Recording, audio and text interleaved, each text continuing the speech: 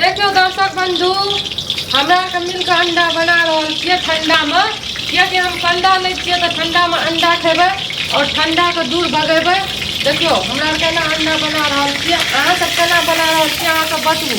बेसी उड़ रहल छै ना और अहाँ कुछ कहे ला चाहे छियै? हां जरा अंडा खाए के या उ सब आ हम बहुत टेस्टी बनबै छी वह कहमे तो हाँ टेस्टी तो हम बनबै छियै, लेकिन दर्शक बंधु के अहाँ के हाथ के तब न कहत वहाँ तो कैसे आओ सब हम बना रहल छी पावत भर में आओ साथ में खेबे अंडा। अब जाड़ा में अंडा खेबाक चाहिए। ठंडा में अंडा गाना गाओ ने तो ओए गाना गा तो सुना दियो। हामी गाबू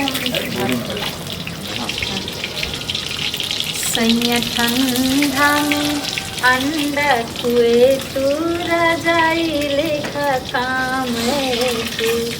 सैया ठंडा में अंडा खुए तू रजाई लेखा काम तू। मतलब केहन वाला अंडा देखी रजाई के कौन जरूरी है? अंडे खा के तो अहाँ के गर्मी आबि जात ठंडा में। हाँ। डेली डेली जा चार चार टा अंडा खेबै तो गर्मी न है। चारिटा तो कहाँ खाइ छै, दुईटा अहाँ खाइ छै, दुईटा हम खाइ छी। नहीं तो आइ चारो आ काल्हि से 5टा 6टा आना पड़ते। हाँ हाँ हम 3-3टा खाब। 3-3 टा के खाएब तब फिर तब तो ई ठंडी में तो अहाँ के कोनो जरूरत है या जैकेट उकेट सब फेंक देना चाहिए। हम हाँ तो अंडा खा के थाया अंडा कते गर्मी दे छै शरीर में। दर्शक बंधु देखियो अंडा खाए के कथी फायदा है? जैकेट नहीं लगवा पड़े छै, देखियो एनर्जी रहे छै। भोर के 4 बजे उठे छी। हाँ 4 बजे उठ के कथी कथी करे छियै? 4 बजे उठ के कथी कथी करे छी, काम भी आवे छै सबटा एक क्षण। तकर बाद रोज का अंडा साँझ बिहान पकबै छियै, खाइ छियै।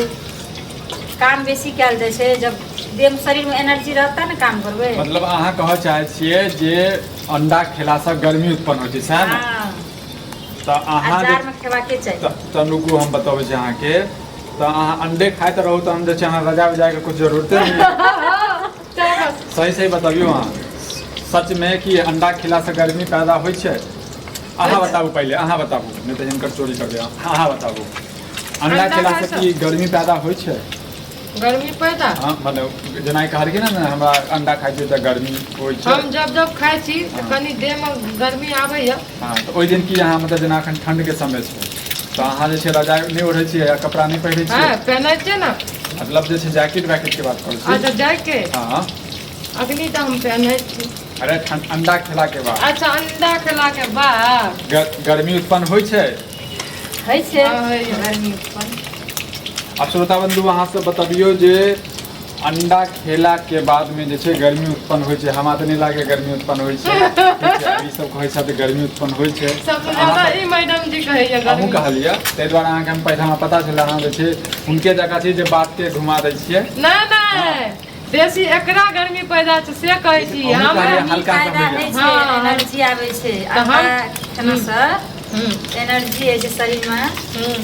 एकटा काम करला के बाद 2टा काम कए सकै छी अहाँ सिखाइए। की दूटा की काम कर सकै छी? जेना कि मतलब नॉर्मल साग सब्जी में अंडा में मीट मछली में बहुत एनर्जी है। हम कहे ला चाहे छी हाँ हमरा मीट मछली अंडा से ज्यादा नॉर्मल हरा हरा सब्जी खाए से ज्यादा एनर्जी है छै।